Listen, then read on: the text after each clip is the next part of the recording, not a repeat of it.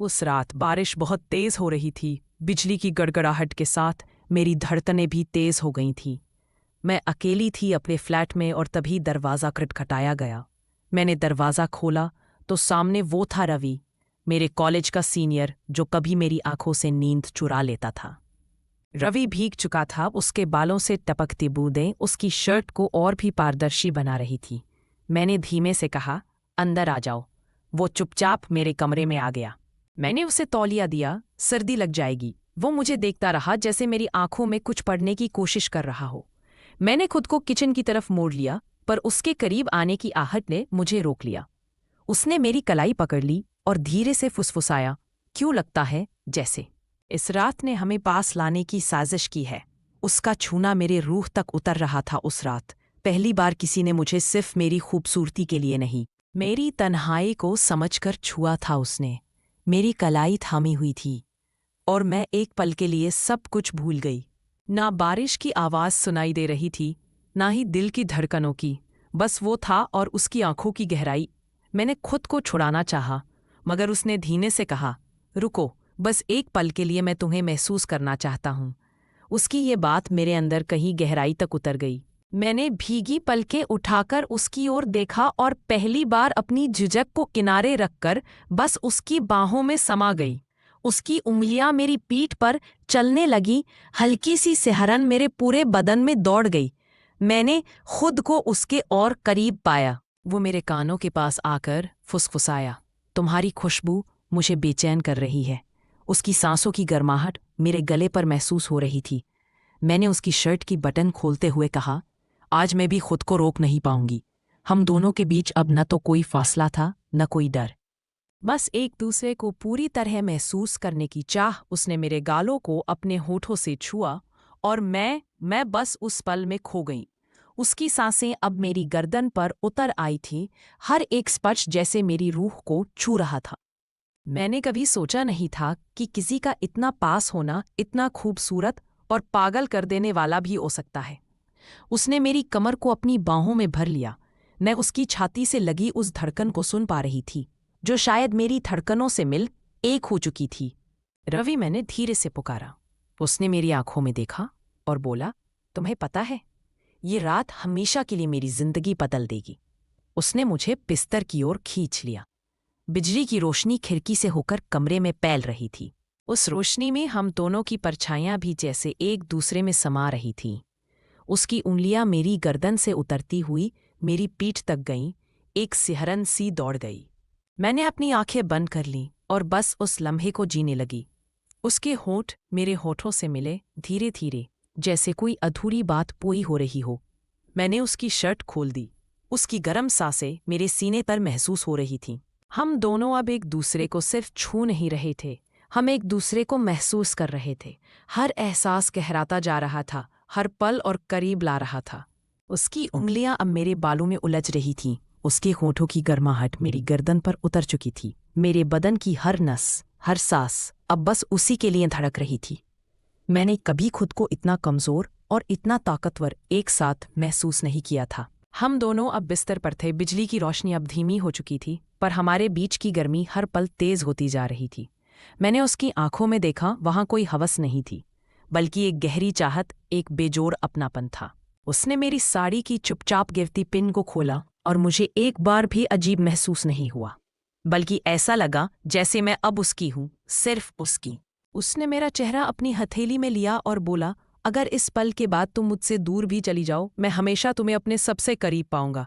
उसके लफ्जों ने जैसे मेरे दिल के सारे डर बहा दिए। मैंने खुद को पूरी तरह उसके हवाले कर दिया। उसकी चुअन अब मेरे शरीर से नीचे उतर रही थी, मेरे सीने की धड़कनों के नीचे तक, और मेरी रूह को एक अलग ही दुनिया में ले जा रही थी। हम दोनों उस रात एक दूसरे में खो नहीं गए, बल्कि एक हो गए। उस रात की सुबह कुछ अलग थी। मैं उसकी बाहों में थी, पूरी तरह सुकून में, पर उस सुकून के पीछे एक अजनबी खामोशी भी थी। रवि जाग चुका था, लेकिन चुपचाप छत को घूर रहा था। मैंने उसकी ओर करवट लेते हुए कहा, क्यों अब डर लग रहा है? वो हल्का मुस्कुराया, लेकिन उस मुस्कान में कोई गर्मी नहीं थी। फिर बोला, काश ये रात कभी खत्म ना होती।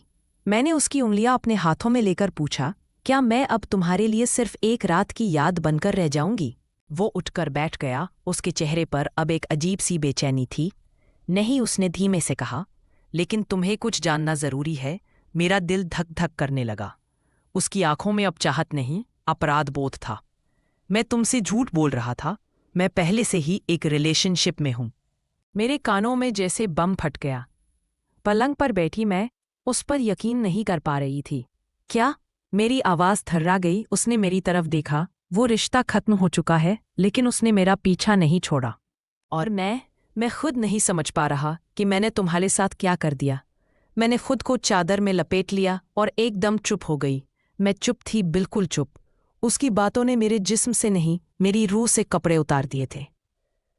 जिस इंसान की बाहों में मैंने खुद को सबसे ज्यादा महफूज समझा, वो इंसान मुझे पहले से ही किसी और के साथ बांट रहा था। मैंने उसकी तरफ देखा, पर अब उसकी आंखों में मुझे वो गर्माहट नहीं दिख रही थी जो रात में थी।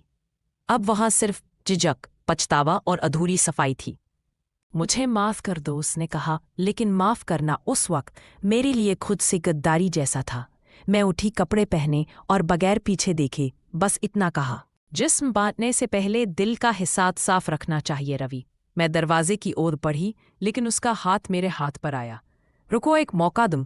मैं सच में तुमसे प्यार करने लगा हूं। मैं मुस्कुरा दी, करवाहट भरी मुस्कान। शायद तुम सच बोल रहे हो, पर जिस रात की शुरुआत झूठ से हुई हो, वो मोहब्बत भले हो सकती है, पर भरोसेमंद नहीं। मैं चली आई। बारिश फिर से शुरू हो चुकी थी, लेकिन इस बार वो बारिश मुझे ठंडक नहीं, सिर्फ एक अधूरे रिश्ते का गम दे रही थी। उस दिन के बाद मैंने रवि से कोई बात नहीं की, न कॉल उठाया, न मैसेज देखा। लेकिन एक हफ्ते बाद मेरी लाइफ में कुछ ऐसा हुआ जो मेरी जिंदगी का सबसे बड़ा झटका बन गया। मैं ऑफिस से लौट रही थी। रास्ते में बारिश हो रही थी, बिल्कुल वैसी ही जैसी उस रात हुई थी। तभी मेरे मोबाइल पर एक अजनबी नंबर से कॉल आया। मैंने अनजाने में उठा लिया। क्या आप प्रिया बोल रही हैं? मैंने हाँ कहा। रवि एक्सीडेंट में घायल हो गए हैं। वो आईसीयू में है और होश में आते ही सिर्फ आपका नाम ले रहा है। मुझे कुछ समझ नहीं आया। मैंने खुद को जैसे तैसे हॉस्पिटल तक पहुंचाया। आईसीयू के बाहर एक लड़की बैठी थी, आंखों में आंसू, चेहरे पर डर। मैंने धीरे से पूछा, आप? उसने मेरी तरफ देखा और बोली, मैं आयशा हूं, आरव की मंगेतर। मेरे कदम वहीं रुक गए। बोलने वाली थी कि उसने रोते हुए कहा, मुझे सब पता है। आप ही है ना प्रिया, जिससे वो प्यार करता है। मैं कुछ नहीं बोल पाई। फिर उसने कहा, रवि ने मुझसे जबरदस्ती ये रिश्ता निभाया, पर उसका दिल कभी मेरे साथ नहीं था, और अब जब वो मौत से लड़ रहा है, तब भी सिर्फ आपका नाम ले रहा है।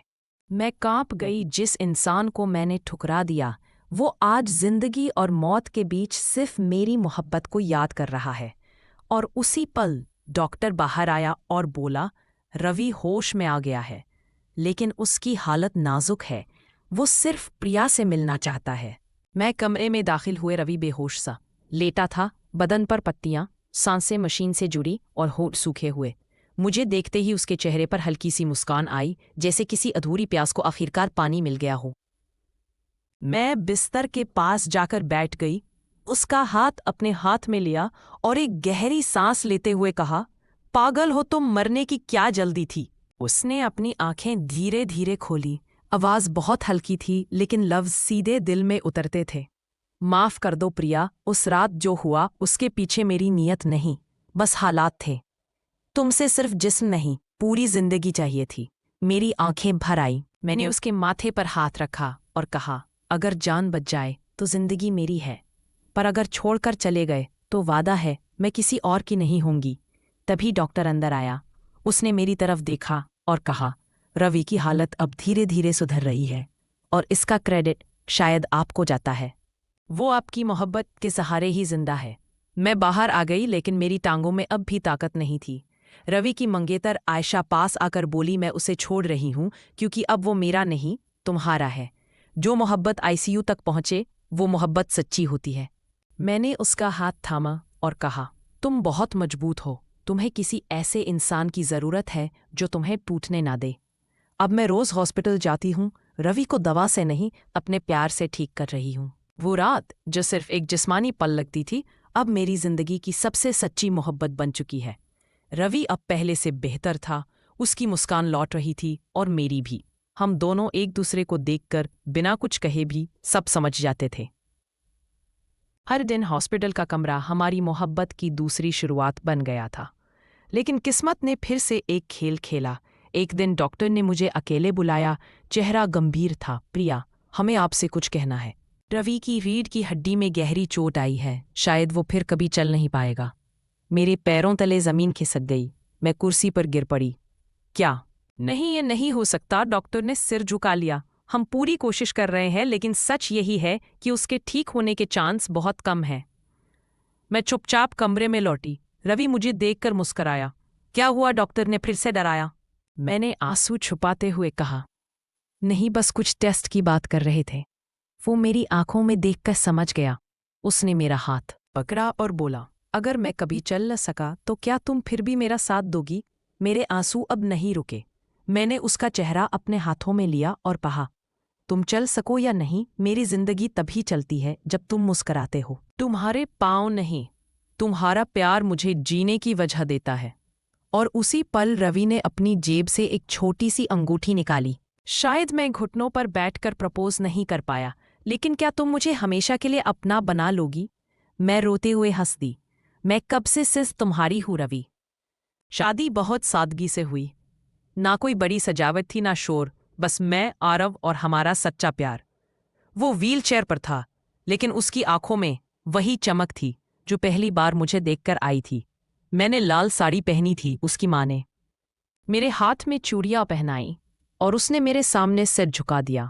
आज मैं सबसे ज्यादा खुशकिस्मत हूं कि मुझे तू मिली, प्रिया। मैंने उसका चेहरा हाथ में लिया और कहा, तू मेरा प्यार नहीं, मेरी जिंदगी है रवि। अब जो भी होगा हम साथ में लड़ेंगे। शादी के बाद की जिंदगी आसान नहीं थी। कभी रात में उसकी पीठ की तकलीफ उसे नींद नहीं लेने देती थी। कभी मैं खुद टूट जाती थी, पर कभी दिखाया नहीं। हमने घर के एक कोने को छोटा सा ऑफिस बना लिया। मैंने फ्रीलांस डिजाइनिंग का काम शुरू किया और रवि ने अपनी आवाज से पॉडकास्ट चैनल शुरू किया, जहां वो प्यार, दर्द और उम्मीद की कहानियां सुनाने लगा। समय बीतता गया। कभी अस्पताल, कभी आर्थिक तंगी, कभी थकान, लेकिन एक चीज कभी नहीं टूटी, हमारा साथ। फिर एक दिन चमत्कार हुआ। एक नई मेडिकल थेरेपी से रवि की हालत में सुधार हुआ। डॉक्टर ने कहा उसे फिर से चलने की उम्मीद है। 6 महीने की मेहनत, फिजियोथेरेपी और रोज रोज की हिम्मत के बाद वो दिन आया जब रवि ने पहली बार बिना व्हीलचेयर मुझे अपनी बाहों में भर लिया। उसने कान में फुसफुसाया, याद है वो पहली रात जब तू मेरी बाहों में आई थी? मैं हंसते हुए बोली, अब हर रात, हर दिन सिर्फ तेरी बाहों में रहना है। और इस तरह एक रात की मोहब्बत जिंदगी भर की कहानी बन गई। दी एंड। एक सच्चे प्यार की जीत जो हालातों से नहीं, हौसले से लड़ी गई। एक रात की मोहब्बत, जिंदगी भर की कहानी। फारियक।